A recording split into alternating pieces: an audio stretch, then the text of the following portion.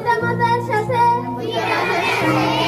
সদাচরণ করব ও ছোটদের স্নেহ বড়দের সম্মান করব। আমি আরো ওয়াদা করছি যে সর্বদা সত্য কথা বলবো, নিজেকে মানব কল্যাণ ও জ্ঞান অর্জনে নিয়োজিত রাখবো। প্রতিষ্ঠানের যাবতীয় নিয়ম কানুন মেনে চলবো এবং সুনাম বৃদ্ধি করবো। জাতির কল্যাণে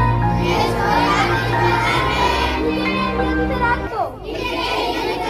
হে আল্লাহ, আমাকে এই ওয়াদা